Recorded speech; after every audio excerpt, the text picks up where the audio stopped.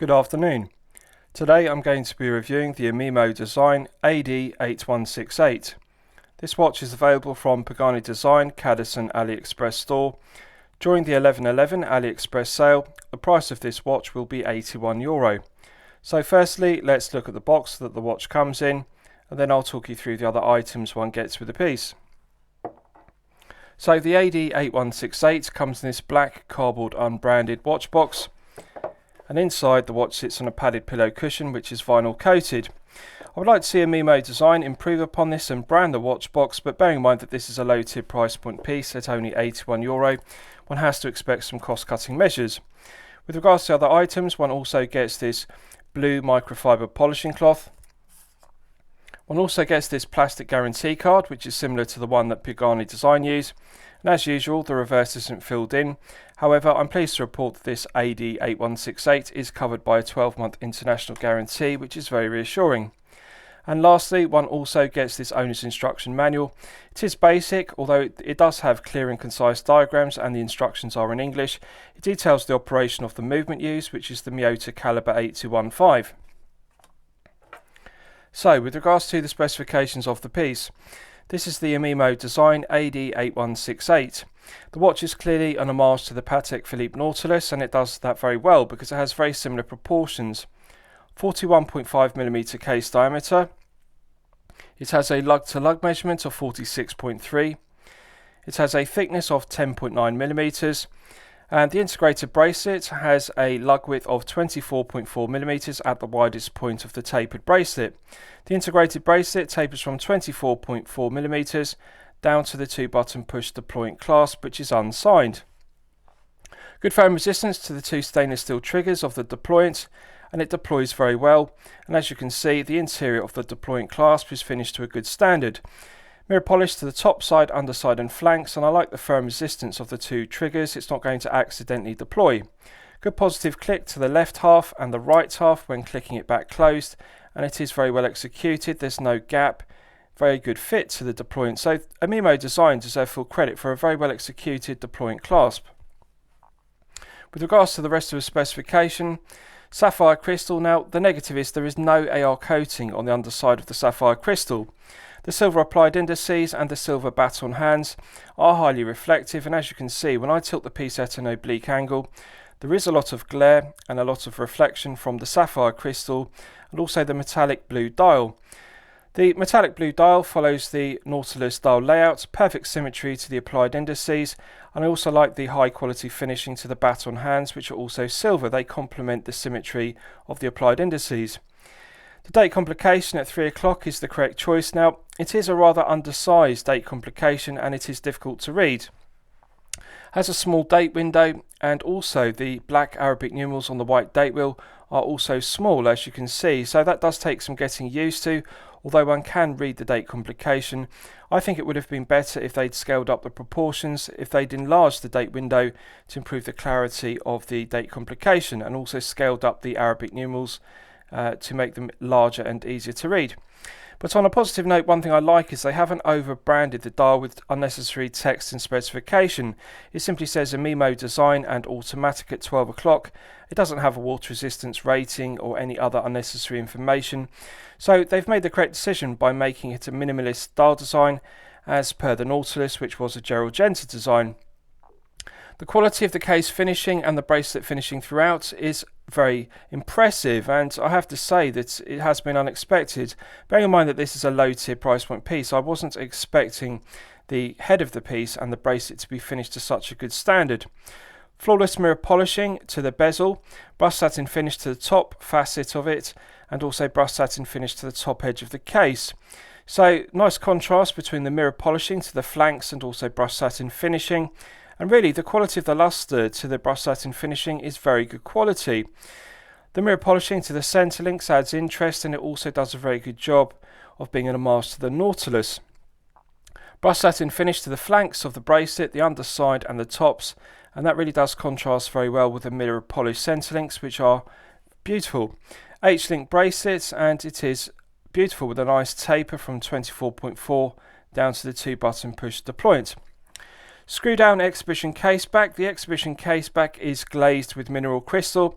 Very well executed, brusque concentric satin finishing to it, nice milled slots, and the specification of the piece is engraved to a high standard on the circumference of the exhibition case back. Now, although the Miyota Caliber 8215, which is made in Japan, is an undecorated movement, it is basic. It is nice to view it through the exhibition case back, and I think they've made the correct decision by using an exhibition case back rather than a flat stainless steel case back.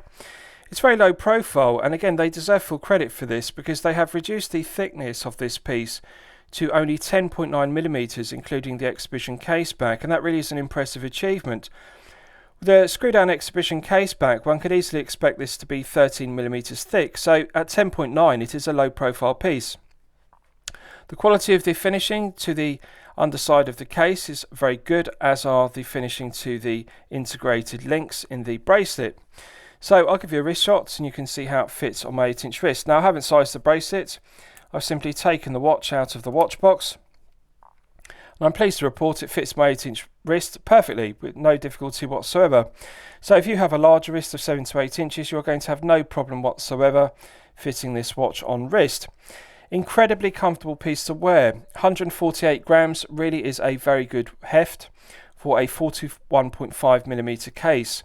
So it does feel very well balanced. They've got the taper correct from 24.4 at the lugs, which are integrated, down to the 2-button push deployant. Nice taper to the bracelet, beautiful luster to the brushed satin finishing, and beautiful flawless mirror polishing to the center links. So it does a very good job of being an homage to the Nautilus, as you can see.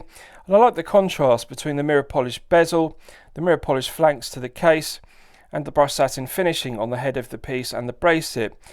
Really, the finishing of this piece is very impressive, and at €81 I think they deserve full credit because they haven't cut any corners with regards to the finishing to the head of the piece and also the bracelet. No sharp edges, it doesn't pull arm hair, and it is incredibly comfortable. The thing I most like about it is the fact it is low profile. As I've discussed, with a Miyota 8215 automatic, one would expect this to be 13mm, but it's only 10.9. And really, to get a head of the piece underneath 11mm using the Miyota 8215 is an impressive achievement, and Amimo Design deserve full credit for that, for not making a piece which is too tall and too top heavy on wrist. It feels very balanced, and it is incredibly comfortable to wear for long periods of time, such as 8 to 12 hours per day. So this will suit you if you're a collector with a smaller wrist of 6 to 7 inches or a collector with a larger wrist of 7 to 8 inches respectively. Right, so let's do a lume test and we'll see how the lume performs when it's charged up to the absolute maximum. So as always, I'm going to use my 100 UV LED torch to charge it up to its absolute peak. Right, so that's now fully charged, and as you can see, it has not disappointed. I'm actually pleasantly surprised by this because usually with low tier price point piece, but below €100, one expects cost-cutting measures such as lack of AR coating and also poor quality lume. Now this is clearly C3 Luminova rather than Super Luminova, but however it is performing to an acceptable standard. I'll describe the lume performance as being okay. It's glowing reasonably brightly, and it's also continuing to glow for a reasonable length of time. So yes, it's not as good as C3 Super Luminova, but as I've discussed, one has to expect some cost-cutting measures. On a positive note, the symmetry of the applied indices and the baton hands does allow for several layers of C3 Luminova to be applied, and they have done that correctly. The other thing I like about it is there is a good colour match. The tone of green, the C3 on the baton hands and the applied indices matches well. As you'll know from my previous reviews, one criticism I often level with watch brands is when they use BGW9 and C3, which contradict each other. I think it's better to have the same colour lume on the applied indices and the hands, and also to have the correct colour match, the greens to match. So as you can see, it's still continuing to glow for a good length of time, and I think that this is okay performance, bearing in mind the price point. Right, so let's discuss the movement used. It uses the Miyota Caliber 8215, which is a reliable, well-proven workhorse movement. It's made in Japan and it has been in use since 1977, so it has been used for a very long time.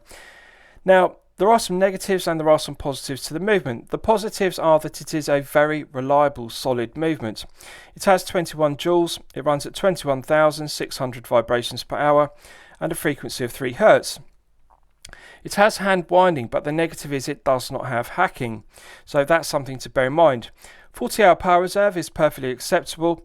Now, with regards to the negatives, it only has a unidirectional rotor rather than bidirectional. The rotor can spin clockwise and anti-clockwise, but the negative is with a unidirectional winding rotor is the rotor has to spin anti-clockwise in order to wind the movement. When it spins clockwise, it has a negligible winding effect. So that's something to bear in mind. It's not as efficient as a bidirectional winding rotor. The other negative is the rotor is noisy. It's more noisy than a Seiko NH35A. One can hear the rotor spinning round because it's a more noisy movement. The rotor bearings are more noisy than on the NH35A, so that's something to consider. Now, with regards to the crown, let's test the crown action. Coin edge finish, solid 316L grade stainless steel, signed to high standard with the Amimo Design brand emblem. Silky smooth. Amimo Design deserve full credit for this because this has better crown action than mid-tier pieces I have reviewed, which cost in excess of €500. Now this is only €81, and to get this kind of silky smooth screw down stainless steel crown action is very good. The Miyota 815 has a characteristic pop. It pushes the winding stem out of the movement. So in the first position, it's in the manual wind position. And one can feel the tension in the mainspring gradually building up to its maximum 40 hours. So absolute pleasure to manually wind it, feels silky smooth. Putting it out to the first click position, if you look closely at the date complication, rotating the crown anti-clockwise advances the quickset date complication, and it works well as one would expect. Pulling it out to the final click position is the time setting position. Now, as I've discussed, the negative of this 8215 is that it doesn't hack. If you can see, I have now hacked the movement, but it's still continuing to run. The second hand is still sweeping. So although I have stopped the movement, it doesn't hack the second hand, which is a negative. Something to bear in mind if you like to set pieces precisely to the second. In the time setting position, there's good firm resistance to the gearing.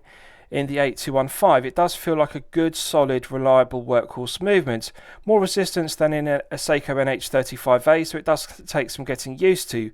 One has to give it more force, more torsion on the crown to operate the hands, but it is an absolute pleasure to set the time. Pushing it back in reactivates the movement, and I'll just test screwing it back down.